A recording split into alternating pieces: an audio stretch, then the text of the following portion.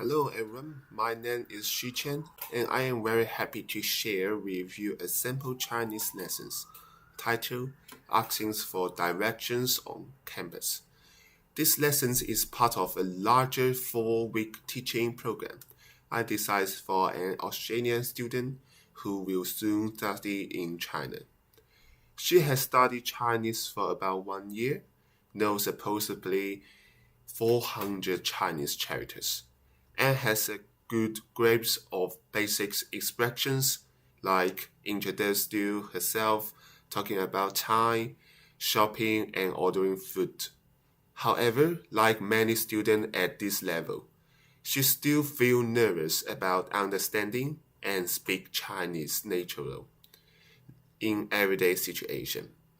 That's why I designed this course to help her gain real-life communication confidence, especially in the type of situations she will encounter every day, like finding her way around campus. Today's lesson is from week 2, day 3, and is focused on learning how to ask for direction in Chinese. This is an essential communication skills, not just in campus life, but also when moving around any city in China. But at the end of the lesson, the students should be able to ask where something is, understand answers, and respond politely and naturally. Let's look at the learning objectives. There are 3 main goals today. Learning key vocabulary for place and directions. Understand and use simple sentence patterns to ask for directions. Practice short real-life dialogues on campus. I also incorporate a cultural component to help the students sound more polite and appropriate in real conversation. I believe language and culture must go hand in hand. We begin in lesson with a wound-up activate previous knowledge. I review words the students have already learned. 教室 classroom, 图书馆 library, and 食堂 cafeteria. I use visual aids like photos of campus locations and ask her to say the word aloud and use it in a sentence. For examples, I will use a picture of cafeteria and ask, 这是什么?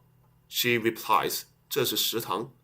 Then I ask follow-up questions like, 你喜欢去食堂吗? To extend the conversation. This run-up builds confidence and sets a relaxed, familiar tone for learning.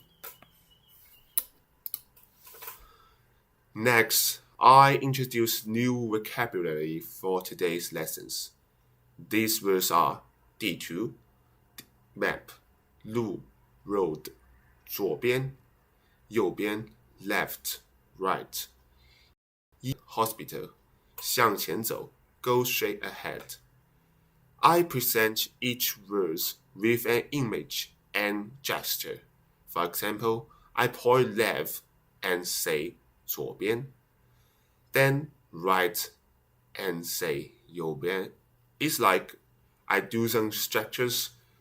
I use my hand like this way, and the student answer 左边, and right hand this way, and the student answer 右边.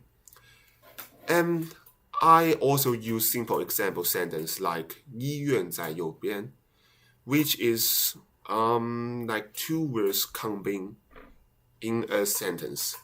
And the student can learn 2 words in a sentence, 医院 and 在右边. So there is 2 necessary elements in a sentence, hospital and right. The student repeats each word and I correct pronunciation and tones where needed.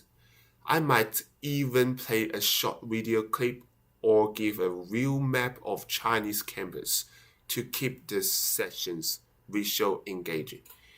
It's like I give the student a map, and the map including the hospital, the cafeteria, the library, the classroom, and the student through click in the map and show me which word is hospital, which word is campus, which word is cafeteria, which word is library, and so on.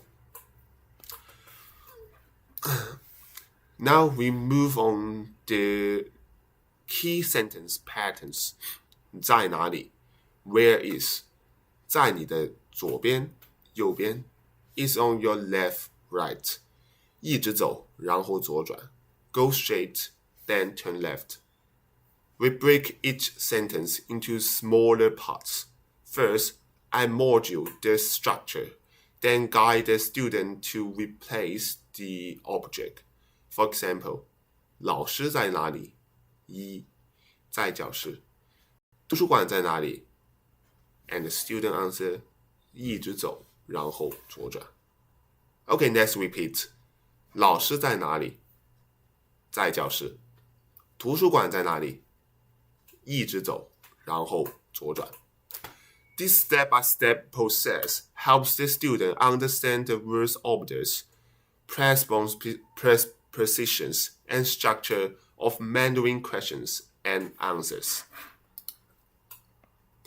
Let's comes listening practice. I play a short dialogue. 请问医院在哪里？一直走，然后右转。The student listens carefully, then repeats. We do this several times. I focus on improving her tongues, especially in words like 右转, which are often mispronunciations. I also place to expand intonations, stress, and nature praise in Chinese speech. It's like I play a short dialogue. 食堂在哪里？一直走，然后右转。And the student directly asked, 食堂在哪里？一直走，然后右转。Then I asked her, 食堂在哪里？ And she answered me, 一直走，然后右转。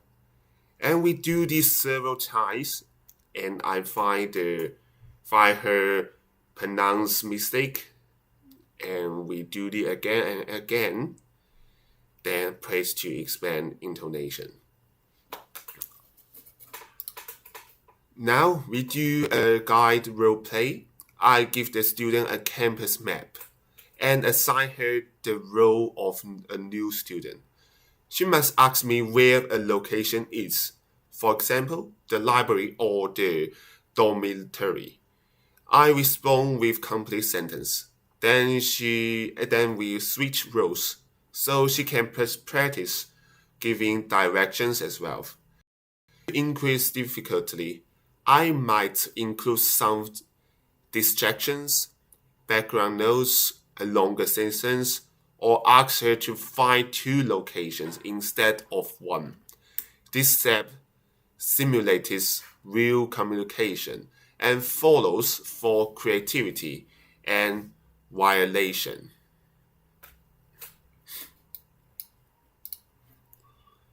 At this point, I introduce a cultural insight, the importance of politeness in Chinese. Before asking a questions like 食堂在哪里, Chinese speakers usually add 请问 at the beginning to sound respectful. I explain that Chinese culture, being direct can sound rude, especially to stronger saying 请问, softer the tone. I also talk briefly about non-verbal politeness, body posture, smiling, or using a soft tone of voice. Finally, we do a recap. I asked the student to record the vocabulary and patterns we learned today. Then I present a small task.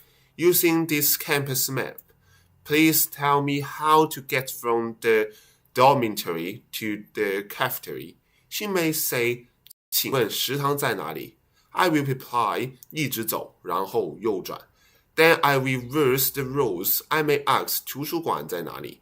And she replies, 一直走，然后左转。This reforms everything learned in one intended activity. To summarize, these lessons use a communicative, task-based approach. I guide the students step by step, from vocabulary to sentence formation, to listening and speaking. I also incorporate cultural elements to make sure the language feels authentic and polite. My teaching goal is to help students not only learn the language, but also use its confidence in the real world. Thank you very much for your attention.